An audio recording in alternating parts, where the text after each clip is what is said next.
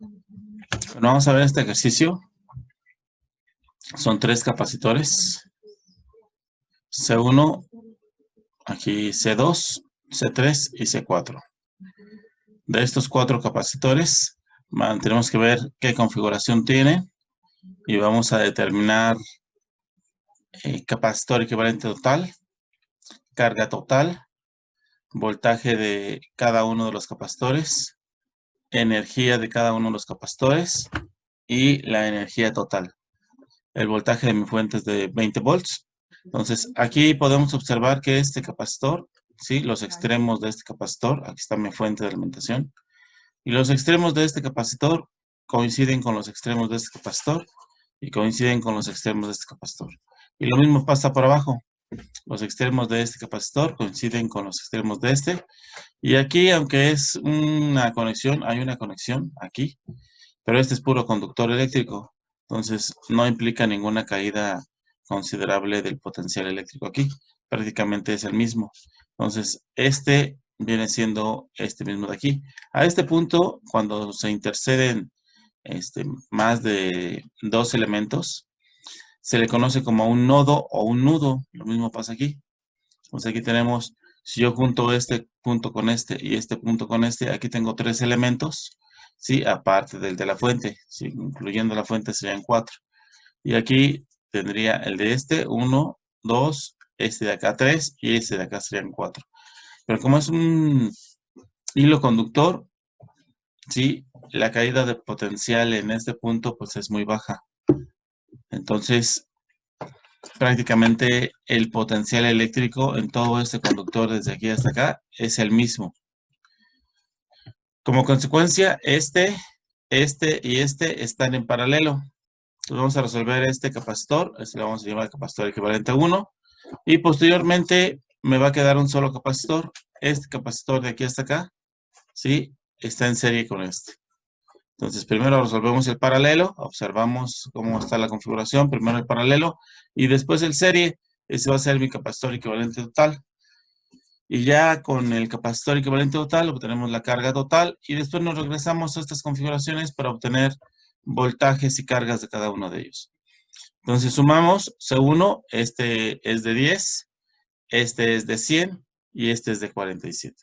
Entonces sumamos C1, C4 más C3, 10 más 100 más 47 me da 157 microfaradios.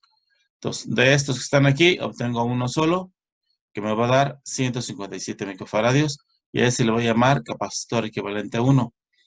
Entonces, en lugar de dibujar 3, solo voy a dibujar 1, el que sea, cualquiera de los 3, pero ese ahora se va a llamar capacitor equivalente a 1. Entonces, procedemos a hacer eso.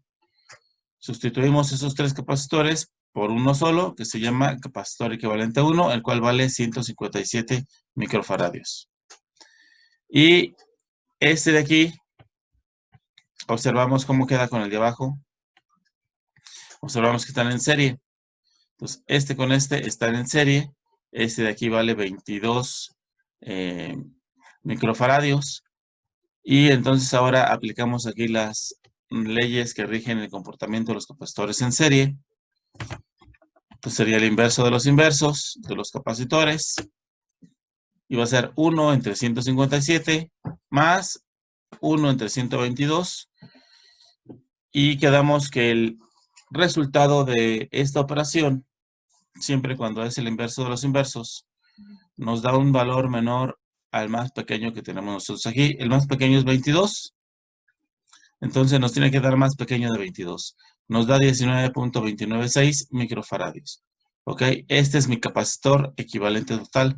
Entonces de estos dos, únicamente me queda uno, que se llama el capacitor equivalente total. Y tengo de la ley de la capacitancia, que es carga sobre voltaje. Tengo el valor de mi capacitor, que es este, y tengo el valor del voltaje, que es el de 20 volts. Puedo calcular Q total.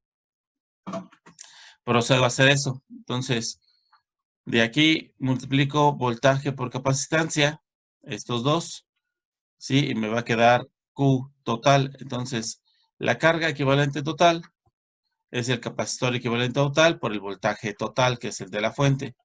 multiplico este 19.29.6 por mi voltaje de la fuente, que es 20, que es este de acá, y me da 385.9218 microcoulombs.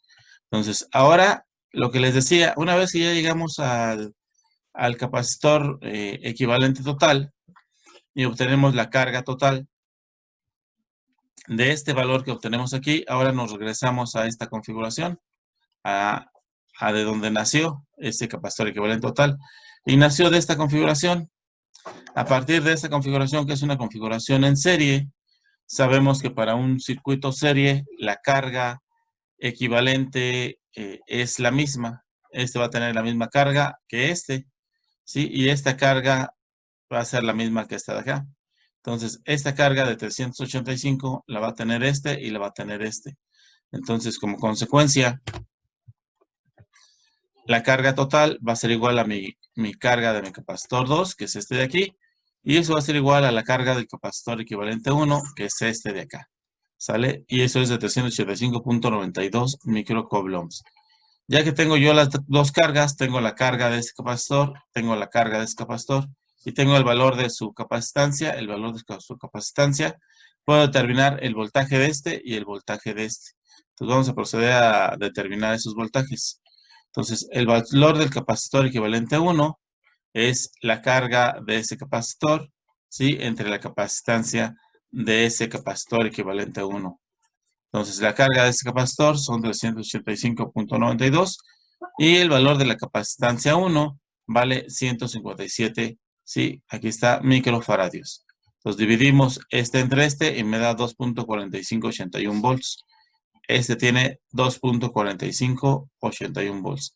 Entonces, la diferencia, los 17 y fracción, 17.6 aproximadamente, los va a tener este capacitor.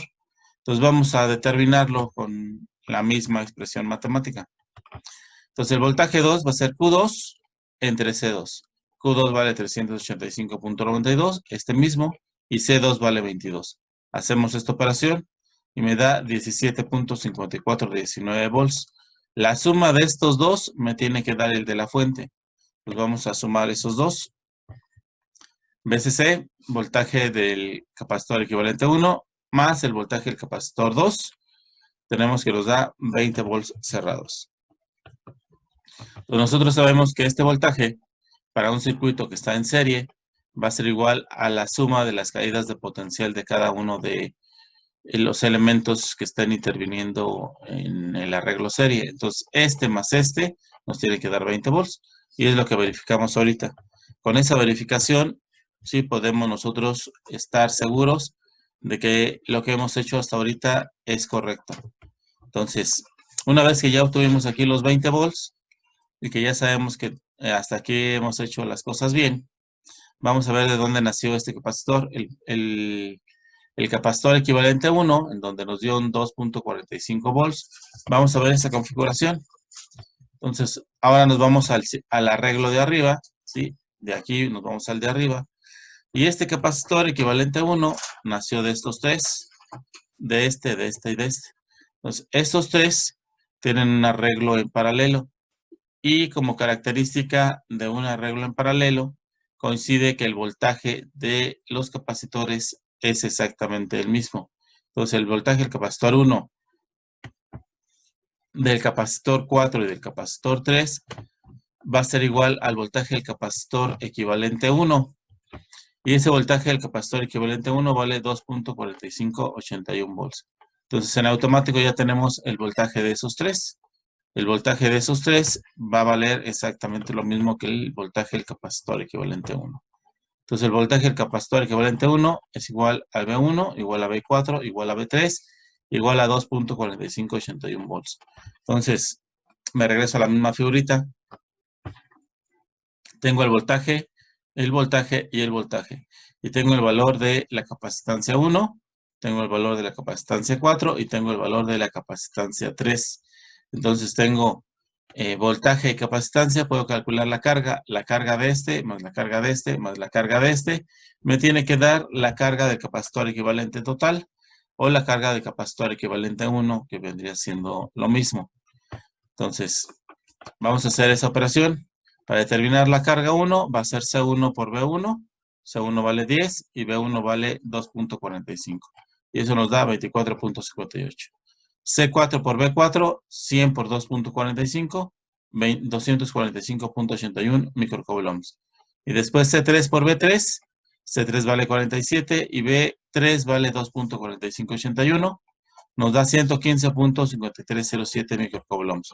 Entonces vamos a verificar que la suma de estos tres efectivamente me dé la carga del capacitor equivalente 1, que es este de aquí, que sería 385.9218. Entonces vamos a hacer esa suma de esos tres. ¿Sí? Sumamos los tres, Q1 más Q4 más Q3, ¿sí? Y verificamos que efectivamente me da ese valor. Entonces, con esta verificación estamos seguros que hasta aquí hemos hecho las cosas bien. Entonces, ahora ya tenemos todos los voltajes, todas las cargas, los capacitores equivalentes y los totales. Estamos en condiciones de poder determinar la energía de cada uno de ellos, tanto la total como la energía parcial de cada uno de mis capacitores.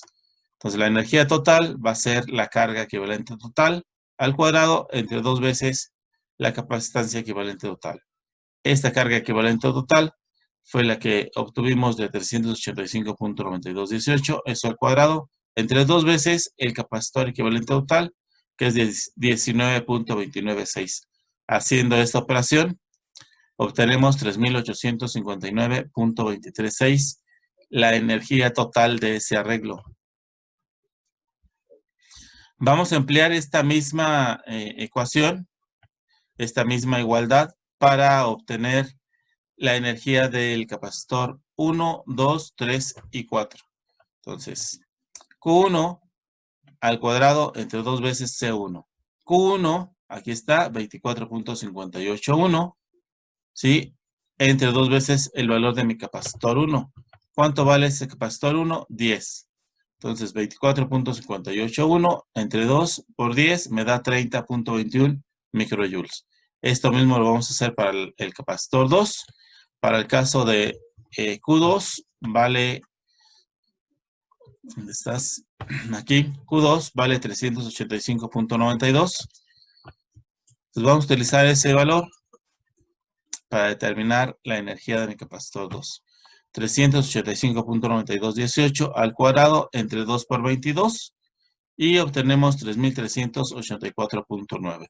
Entonces, este capacitor 2 es en donde se está acumulando la mayor cantidad de energía. Vamos con la energía del capacitor 3, Q3 entre 2 veces C3. Q3 es este de aquí, 115.53. Entonces, 115.5307 entre 2 por 47, haciendo toda esta operación da 142 microjoules. Y finalmente, U4, que U4 está aquí. Q4 vale 245.81. Eso lo sustituimos aquí. En Q4, 245.81 entre 2 por C4, que vale 100. Haciendo toda esta operación da 302.1127. Entonces ahora vamos a verificar. Siempre la energía total es igual a la energía de cada uno de los parciales de cada uno de los elementos que están interviniendo en el circuito, independientemente del arreglo que tengan. Entonces vamos a sumar las cuatro energías, las vamos a sumar, ¿sí? U1, U2, U3 y U4, ¿sí? Y este valor tiene que ser muy cercano o igual al que obtuvimos nosotros con los equivalentes totales, o sea, 3.859.236. Entonces, haciendo esa suma, U1 más U2 más U3 más U4, hacemos toda esta operación y me da 3.859.2247.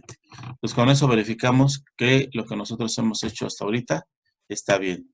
3.859.236 y 3.859.2247. O sea, tenemos una pequeña variación ahí, ¿sí? Por eso es derivado al número de cifras que estamos utilizando para las operaciones de cada uno de los parciales.